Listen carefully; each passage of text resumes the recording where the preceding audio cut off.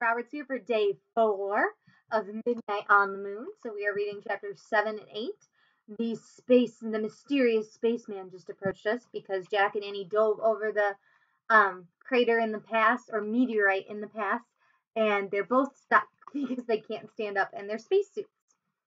So we are on chapter 7. The Moon Man. Jack's heart nearly stopped. He could hear Annie talking. "Hi," she said. "We come in peace." There was a silence. Then Jack heard Annie say, "Thank you. I have to help my brother up now, too." A moment later, Annie rolled Jack onto his back. She grabbed his hand and pulled him up. "Thanks," said Jack. Once he was standing, the Moon Man was just a few feet away. His face was hidden by the metal visor. He looked like a spaceman, a huge spaceman, with a giant tank on his back.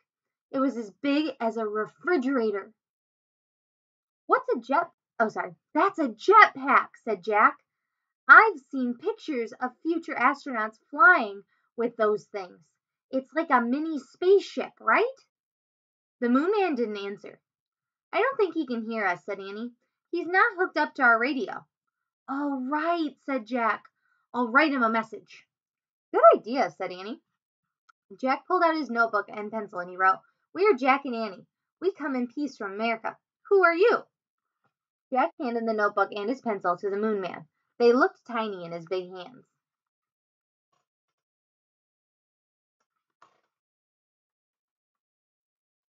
The Moon Man looked down at the message. He looked at the tiny pencil. Then he turned the notebook over.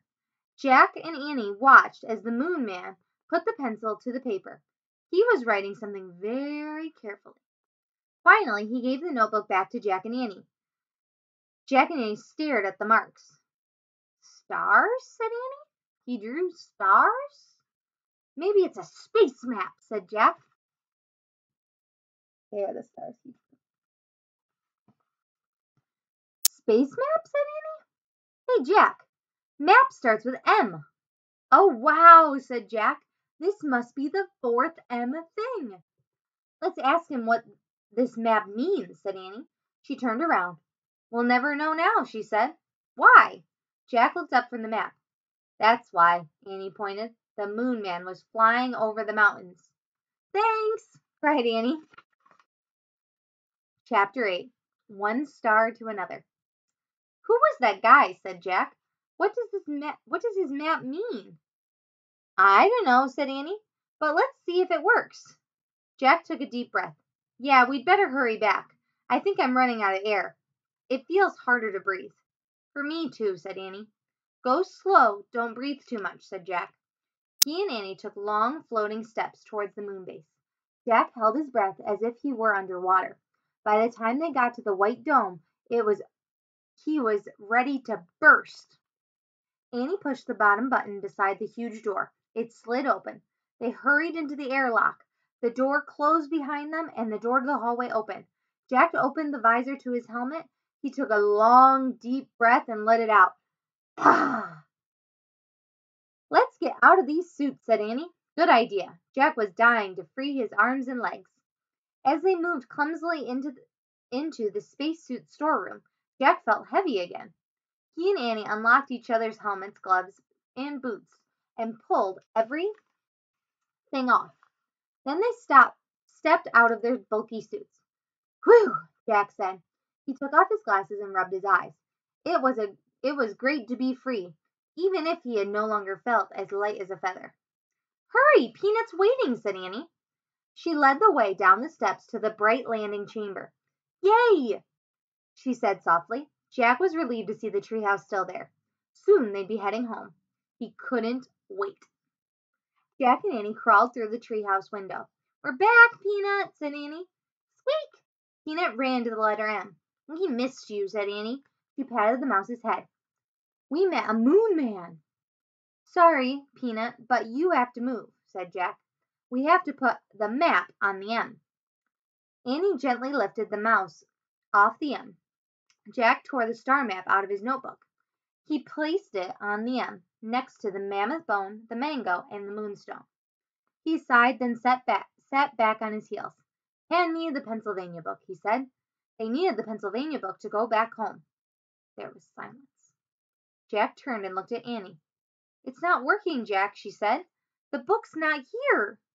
What? Was the map the wrong thing? They looked around the treehouse. It's definitely not here, said Annie. Oh no, Jack's heart sunk.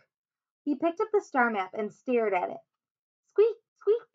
Peanut jumped out of Annie's arms and scurried back to the letter M. I've got an idea, said Jack. He reached into his pack and took out a pencil. What are you doing? Said Annie. You know how you draw a constellation? Said Jack. You connect the stars. What happens if we try that? He drew a line from one star to another. He kept drawing until all the stars were connected. Let me see, said Annie. Jack held the paper out so they could both study it. Before I read what it is, what does that look like to you? It looks like a mouse, said Annie. Yeah, said Jack. Is there such a thing as a mouse constellation? Asked Annie. I don't think so, said Jack. Squeak! Annie and Jack looked at Peanut. She was standing on the M. Oh, wow, Jack, Annie whispered. I think I know the fourth M thing. Jack grinned. Me too. It's a mouse, they said together. Squeak, squeak. Maybe the spell is Moonstone Mango Mammoth Bone Mouse, said Annie. Jack touched each M thing in turn as he whispered, Moonstone Mango Mammoth Bone Mouse. Let's say it over and over and see what happens, said Annie. Together they chanted, Moonstone Mango Mammoth Bone Mouse, Moonstone Mango Mammoth Bone Mouse. Suddenly, a bright light filled the treehouse. The light got brighter and brighter and brighter. The brightness was blinding and whirling.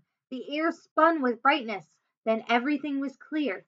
Peanut the mouse was gone. And Morgan Le Fay stood before Jack and Annie. Oh, I hate to stop reading. But I think that's the end of chapter 8. So we will have to find out what happens with Morgan tomorrow. At least I have something to look forward to. Might see an early post tomorrow because I want to find out what happens when Morgan returns. I hope you are having a fantastic Thursday. I'm hoping this rain kind of stays away, but I like that it broke the humidity. And I will see you tomorrow to finish our 8th story. Have a good day.